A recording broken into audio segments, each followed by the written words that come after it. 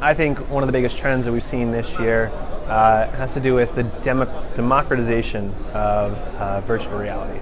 I think there are new devices out there from GoPro and Nikon that are making it much easier for people to shoot VR. And then there's YouTube 360, there's Facebook 360 videos, so people have the ability to actually post those virtual reality videos. And then with Cardboard and Oculus coming out, there's more and more opportunities for people actually to see those VR videos. So I think that is one of the bigger things that I'm taking away from CES this year. The other thing we've seen with a lot of the television manufacturers is just like pulling together a lot of different ecosystems.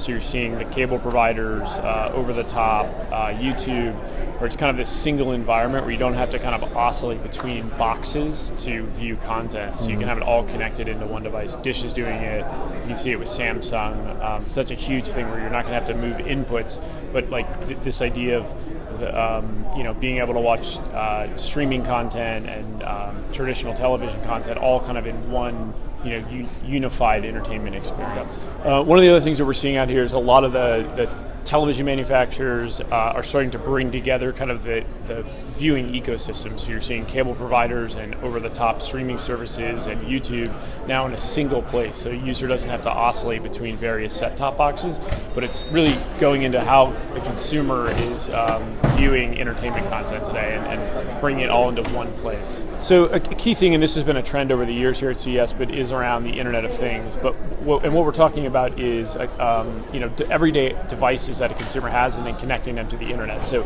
one of the big things right now is almost like bundle or add-on things. So you're talking about like door locks and light bulbs and window latches, like very simple things that a consumer can do almost on a DIY basis. They can install it, they can hook it up to the network, but it's making their home smart, and you're going to start to see consumers adopt this little by little. It'll start with lighting, and then it'll move to thermostats, and then it'll move to appliances. And as they start to build it, they're building their own kind of mission control ecosystem around that. But for brands, they need to be part of that, and they need to have elements of their products that consumers can bring into it. And they need to understand how the consumer behavior is going to start to change. So if people start purchasing things by talking to their Amazon Echo and they say, Alexa, remind me to buy some paper towels.